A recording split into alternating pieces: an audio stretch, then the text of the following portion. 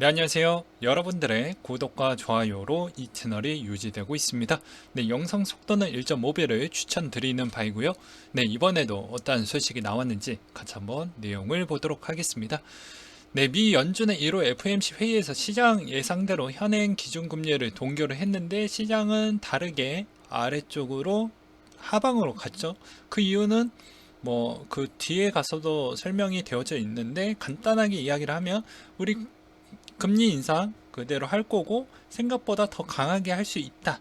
그러니까 병을 더 많이 주고 약에 대한 좋은 이야기는 1도 안 해주었죠. 그래서 시장이 어느 정도 좀 지켜줄 거라는 기대 심리가 다 묵사발되면서 주식 시장이든 코인 시장이든 간에 다 영향을 끼쳤습니다. 앞으로 이 형태는 아무래도 아시아 시장의 설날이 끝나야지만 그 이후에 좀 시장의 방향성이 결정이 좀 될 것 같은데요.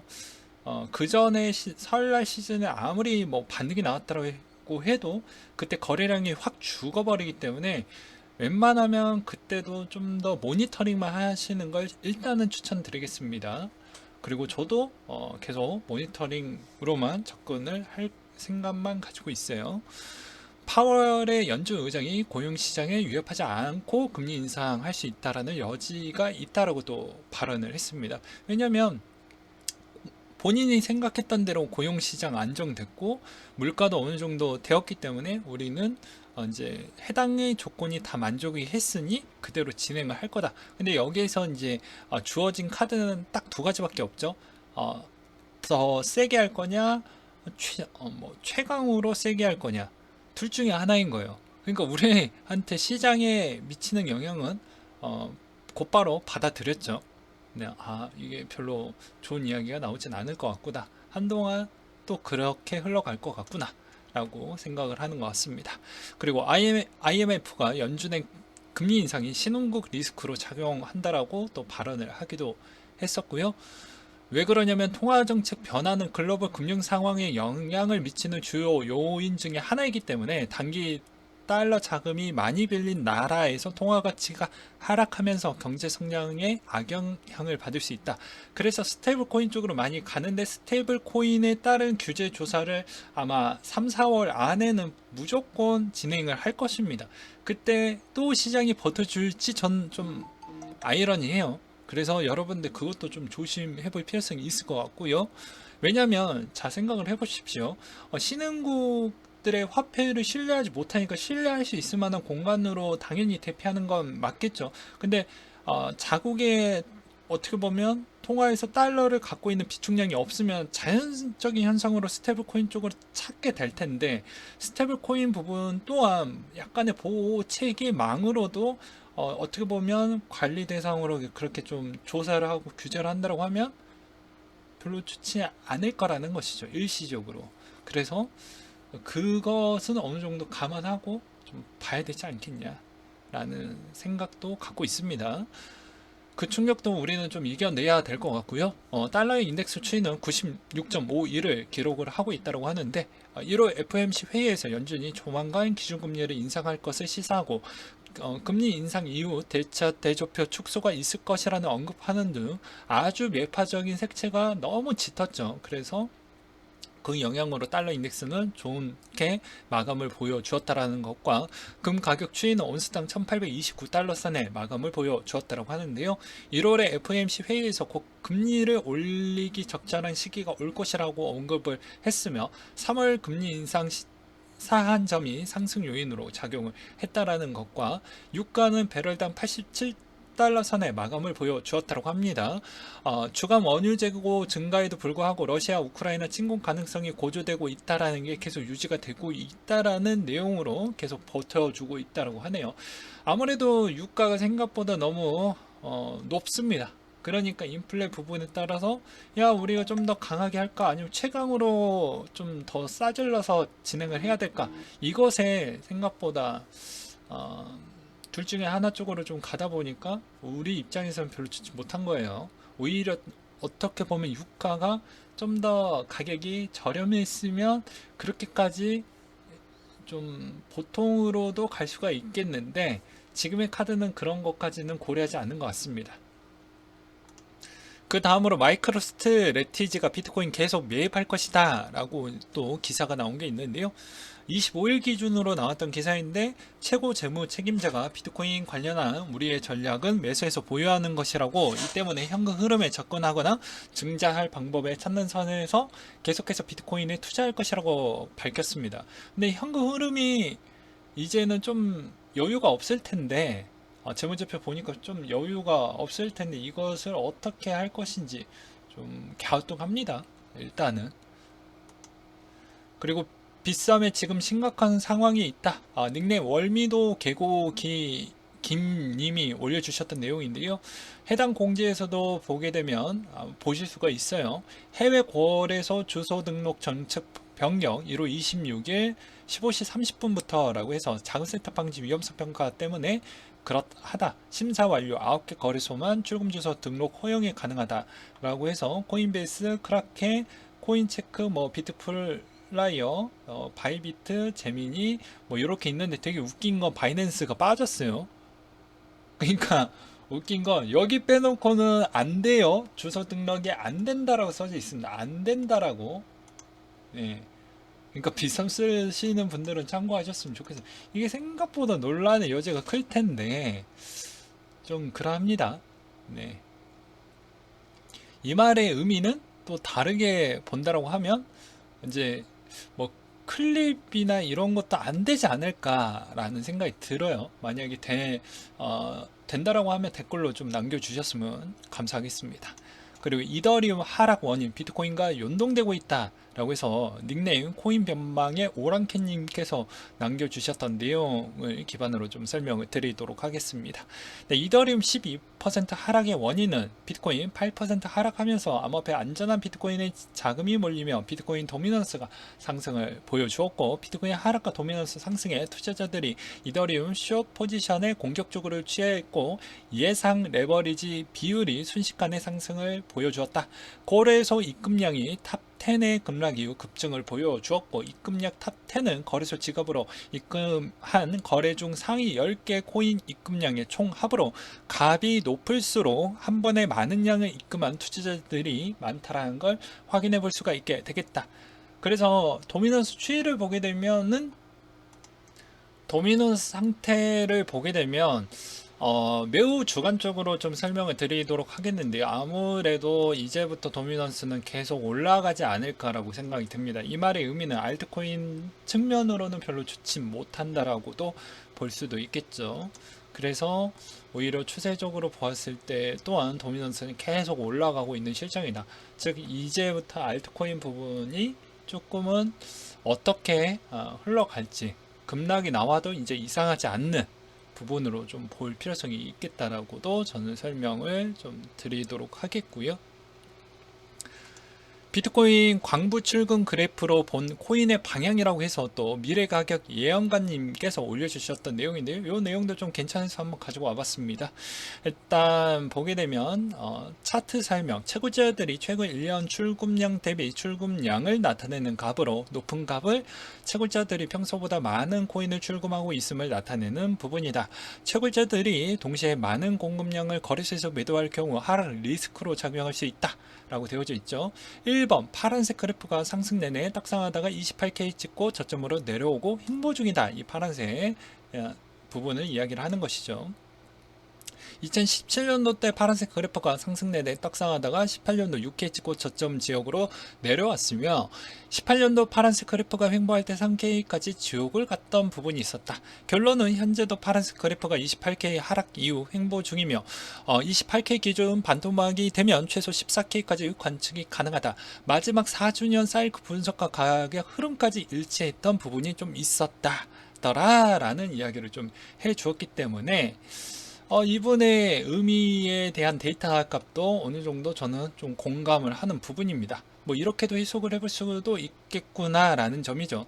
그리고 10K까지 간다라고 하면, 저는 만약에 이분의 주장들 10K까지 만약에 간다라고 하면 저는 무조건 줍줍하는 부분이라고 저는 생각이 드네요. 왜냐면 일단은 우리가 알고 있는 오픈이 됐던 기관들이 다 손해이기 때문에 무조건 줍줍이라고 저는 생각이 듭니다. 일단 10K 밑으로 가면 무조건 줍줍이에요. 말할 필요성이 없을 정도로. 물론 이제 그 가격대가 올지 저는 매우 궁금하다라고 설명을 좀 드리고 싶고요. 그리고 영국의 자산 운용사 책임자가 시장의 3월 금리 인상 여부에 시선을 집중할 필요성이 있다라는 언급을 또 해주기도 했었고요. 그리고 레딧에서 NFT 프로필 기능 테스트 중이다라는 내용이 나왔습니다. 레딧이 요새 인기가 매우 좋아요. 그래서 레딧에 대한 방향성도 우리는 좀 잘 체크를 해볼 필요성이 있을 것 같다라는 이야기를 좀 드리고 싶었고요. 그리고 크립토 펀드에서 매수 매도 비율과 SOPR을 보니 비트코인 곧 상승한다라는 또 주장이 나온 게 있습니다. 시장가 매수 매도 비율은 시장가 매수 주문량의 매도 주문량으로 나눈 것으로 선물 시장에서 매수 매도의 상대적 비율을 보여주게 된다. 예컨대 1보다 크면 매수 심리가 우세하다라는 의미고 반대로 1보다 작으면 매도 심리가 우세하다라는 것을 말을 해주게 되는데 SOPR은 코인을 받을 실정과 존속했을 때 가격을 나눈 지표가 될 것이며 이를테면 A가 비트코인의 1만 달러일 때도 받고 5만 달러일 때도 B에게 존속한다면 SOPR은 5가 될 것입니다. SOPR이 1보다 크면 그 코인의 보유자가 수익을 보고 있다라는 의미인 것이고요. 1보다 작으면 손해를 보고 있다라는 얘기가 될 것 같습니다. 1이면 본정이라는 뜻이겠죠. 따라서 1 이상이면 상승장으로 간주해 볼 필요성이 있을 것 같습니다. 라는 그런 간단한 부분으로 확인해 볼 수 있는 내용이었고요. 그냥 참고만 하시라고 요렇게도 해석을 해볼 수가 있겠구나 라는 정도로 그냥 알려드리는 부분으로 준비를 해 보았고, 테슬라 4분기 비트코인 보유량은 변동이 없었다라고 합니다. 12억 6천만 달러라고 되어져 있어서 실적도 어느 정도 잘 버텨주었다라는 게 그나마 다행이다라고 생각이 들고요. 그 다음으로 넷마블에서 블록체인 메타버스 도전 기초통일 상장 아이템 코인 재상장을 추진하겠다라는 내용이 나온 게 있었고, CJ 올리브에서도 갤럭시아 메타버스와 NFT 사업을 협력하겠다라는 또 내용이 나온 게 있었고, 마지막 소식으로는 미국의 파이브스타 은행이 비트코인 거래 서비스를 개시를 하겠다라는 내용이 나왔습니다. 이제 비트코인 투자사 뉴욕 디지털 인베스트먼트 NIDIG와 손을 잡고 비트코인 매매와 보관 서비스 지원에 나서겠다라고 나왔습니다. 그래서 일단은 이 뱅크사는 저도 좀 생소한데 얼마나 규모가 큰지는 저도 잘 모르겠어요. 아시는 분 있으면 댓글로 남겨주셨으면 좋겠습니다. 그리고 하나 더 다시 한번 정리를 해드린다고 하면 뭐 이렇게 정리가 좀 될 것 같은데, 여기에서도 다시 제가 찝어서 설명을 드리는 이유가 다 있는 거예요. 그만큼 이 내용이 중요하다라고 볼 수가 있는데요. 이번에 나왔던 게 OCPP 부분, 어려운 이야기일 수도 있어서 더 쉽게 이야기를 하도록 하겠습니다. 0.25% 정도 금리 인상을 할 거냐, 0.5% 인상을 할 거냐 부분인데, 2020년도 5월 달에 0.5% 금리 인상은 딱 한 번 있었습니다. 다 0.25%씩 올렸는데요. 여기서 3월, 6월, 9월, 12월 부분이 이제 대부분 기관 전문가들이 내놨던 기준금리 4번을 썼을 때 기준으로 이렇게 진행을 할 것 같다라는 의견을 좀 많이 내놨습니다.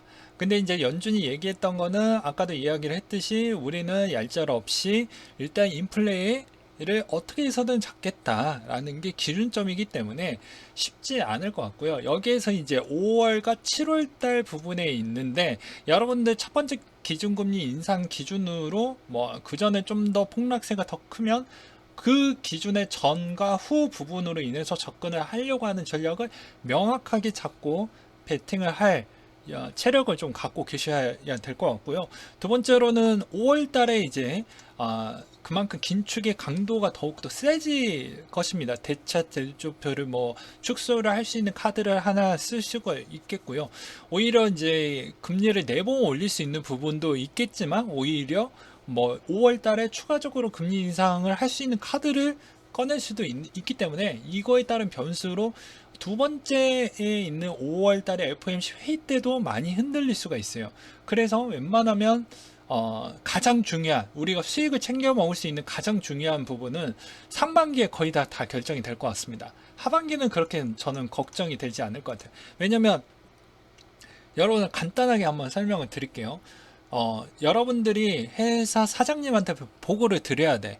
그러면 상반기 1년 중에 제가 1년 안에 이렇게 해가지고 이렇게 진행을 하겠습니다라고 하는 게 좋을까요? 아니면 제가 상반기에 이렇게 해가지고 하반기 실적을 내도록 하겠습니다라고 얘기하는 게 좋을까요? 이미 답이 나와져 있죠. 연준이 생각했던 방향성은 어차피 이거는 기본값이고 하반기에 나왔던 거는 그렇게 시장에 그렇게 크게 영향을 주진 않을 것 같습니다. 제가 보기에는 일단 1월 달밖에 되진 않았지만 저의 개인적인 생각은 1월 기준점으로 생각을 해봤을 때는 그렇다는 거예요. 물론 2월 달, 3월 달께 좀 더 데이터가 더 들어오게 되면은 조금은 생각은 바뀔 수는 있겠지만 현재적인 생각은 그렇다는 겁니다. 그래서 지금의 전략은 저는 6월 또는 최소 7월 달 이전 때까지는 못해도 그 상반기 때 어떻게 해서든 잘 전략을 짜서 분배를 해가지고 해야 하반기 때까지는 못해도 손해는 보지 않을 만큼은 가져갈 것 같아요. 그래서 상반기에 어떻게 해서든 저렴한 가격이 나오게 되면은 어떻게 해서든 잘 분산화해서 못해든 뭐 4번 또는 5번 정도를 시드를 나뉘어서 살 생각을 가지셔야 되고, 비중이 가장 높아야 되는 부분은 아무래도 3월과 3, 4, 5월 중에 가장 좀 조정을 잘 하셔야 되겠죠. 물론 3월 이전 2월 달에도 충분한 매력적인 가격대가 나오게 되면 적극적으로 뭐 좀 진입을 하실 필요성이 있습니다. 제가 하는 전략적 패턴은 아시죠? 뭐 단타 아니죠. 중기 투자 아니죠. 좀 중장기 투자 패턴으로 추세적 기반으로 해가지고 하기 때문에 웬만하신 분들은 거의 다 제 구독자님들은 그런 패턴을 가지실 거라고 해서 이야기를 하고 그렇게 설명을 드리는 부분이기 때문에 그 점을 참고하셨으면 좀 좋겠고요. 그리고 우리는 왜 이렇게까지 열심히 투자를 해야 된다라는 부분은 왜 그러냐면요. 또 이런 내용이 또 나온 게 있습니다. 중대재해법이라고 해서 이번에 번외인데 요 내용에서 뭐 듣고 싶지 않으신 분들은 여기에서 끊고 보셔도 상관이 없어요.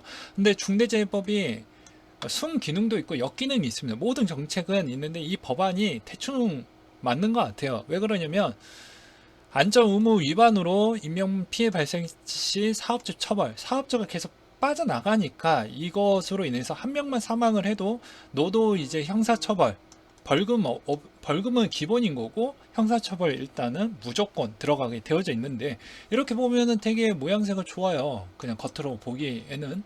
근데 이제 이거의 부작용도 알아야 되겠죠. 왜 그러냐면 제가 왜 이런 것까지 알려주냐. 보게 되면은 이제 이런 얘기가 나오게 됩니다. 자, 나이 60이 넘었는데 이제 돌려보내는 추세다. 인력사무소 부분인데 돌려보내는 추세라고 합니다. 그게 왜 그럴까요? 여러분들 왜 그럴 것 같습니까? 한번 생각을 한번 해보십시오. 일단 건강상 문제가 발생을 하면 이제는 인력사무소에서도 뽑아주지 않는다는 거예요. 그리고 두 번째로는 어떻게 볼 수가 있냐면 그만큼 이직을 할 때도 이제 건강이 별로 좋지 않으면, 그러니까 젊었을 때 웬만하면은 이직 다 해야 되고 그렇게 해야 된다라는 것과, 그리고 신입사원 지원할 때도 건강검진 이제 기본적인 것만 받지만 이제는 본인이 약간이라도 무언가 질병이 있으면 다 거부될 확률이 매우 높아진다는 겁니다. 즉 더 까다로워졌기 때문에 약간의 질병이 있는 사람들한테는 페널티가 엄청나게 커진다. 그게 유전학적이다라고 하면 상당히 또 본인들이 또 감성과 슬픔으로 인해서 또 피해를 많이 볼 수가 있게 되겠죠. 근데 이제 60세가 됐다라고 하는데 제가 왜 이제 좀 아이러니하는 것은 무엇이냐면, 최근에 대법원 판결에서는 65세까지도 건강하게 볼 필요성이 있다라는 내용을 본 게 있습니다. 네, 이렇게 보게 되면 육체노동 경험칙상 가동연한을 만 60세에서 만 65세까지로 보는 것이 합당하다고 판단이 된다라고 되어져 있죠. 이건 근데 되게 웃기지 않습니까? 근데 60세가 되면은 질병이, 제가 건강보험 관리공단 통계 자료를 보게 되면 다 한 명이라도 건강한 사람이 없어요. 기본, 대한민국의 기본 중에 기본이 고혈압은 다 갖고 있죠. 네. 근데 고혈압이 있으면 탈락입니다. 근데 60세가 되면 그만큼 고령자에 대한 일자리가, 괜찮은 일자리가 있냐? 없죠. 없습니다. 이게 문제점이 좀 되고요. 그리고 또 다른 측면은 고령자가 될수록 일자리 개체수가 괜찮은 게 계속 줄어들고 있습니다. 뭐 택시 부분도 뭐 이렇게 뭐 문제가 있어서 그것도 좀 줄이려고 하는 판이고, 이제 이렇게 일용직 노동 부분 환경도 이제 저런 형태로 가버리면은 일자리가 없겠죠. 그럼 그런 사람들은 생존권의 위협을 받게 되는데, 그렇다고 해서 정부의 보조금이 그렇게 파격적으로 좋게 주냐? 그것도 아니죠. 그러면 저 사람들은 과연 무엇을 먹고 살까요? 그런 측면이 또 없잖아 있거냐. 그리고 두 번째로는 내가 프리랜서로 이제 용조건이나 뭐 그런 전문 직종인데 이제 프리로 해가지고 그렇게 일감을 따내 가시는 분들이 계실 텐데, 그분들도 되게 프로급이거든요. 근데 그런 프로급들도 이제 건강이 별로 좋지 않으면 전문직으로서도 의미가 없다 라고 저는 생각이 듭니다. 그럼 우리한테 피해가 가는 게 뭐냐라고 또 물어보겠죠. 너 왜 이딴 거 다루냐라고 이제 막 이렇게 삿대질 하시는 분들이 계실까봐 더 명확하게 이야기를 하겠습니다. 일단은 집값의 원재료 값도 올라가고요. 그리고 두 번째로는 그만큼 인건비도 많이 올라가겠죠. 노인을 안 쓰다 보니까 그만큼 젊은 친구들은 또 그런 걸 기피하겠죠. 그럼 외국인을 갖다 써야 되는데 코로나 시국이니까 또 힘들겠죠. 그러면 착공 기간이 늘어나겠죠. 그러다 보니까 부동산 부분에 따라 이제 분양가가 상당히 높아지기 때문에 시가 대비 분양가 차이가 그렇게 매력 이제 많이 안 난다라고 저는 생각이 듭니다. 그리고 그게 생각보다 품질이 좋을 거냐? 아까도 이야기를 했지만 용조건들에 따른 그런 프로급들이 다 되고 경력이 쌓이면 쌓일수록 프로가 될 텐데, 그분들이 질병이 한두 가지씩은 있을 텐데 그것을 저렇게까지 법을 대충 만들다 보니까 피해를 받을 텐데, 그럼 중급 기술자가 하게 되면 과연 아파트가 품질 좋은 아파트가 있을 거냐? 그러면 기존에 지었던 아파트가 더욱더 인기가 좋지 않을까라는 생각도 들기도 했습니다. 그러니까 이게 약간 좀 아이러니하지 않나요? 건강하다며, 최신 판례예요. 네, 대법원 판결이죠. 여기 번호도 있습니다. 건강하다며. 근데 안 된대. 그러면은 제가 저번에도 말씀을 드렸다시피 감성적으로 법안을 만드는 건 우리한테 전혀 도움이 안 됩니다. 그 사람 죽은 거는 슬플 수는 있어요. 근데 법 자체를 감성적으로 만들고 그걸 빨리 만들려고 하다 보니까 이런 부작용이 나오는 건데, 이게 고쳐지지 않으면 내가 그만큼 취업할 수 있는 자리도 힘들고, 내가 그 별거 아닌 질병에 탈락해야 되는 그런 슬픔도 감내를 해야 된다는 게 과연 이게 바람직한 사회가 될 것이냐. 그리고 그만큼 고령자가 할 수 있을 만한 일자리가 별로 없다 보니까 뭐 우리는 계속 투자에 문을 두드려야 된다 정도까지로 설명을 하고 마무리를 지어보도록 하겠습니다. 네, 이상으로 마치도록 할게요.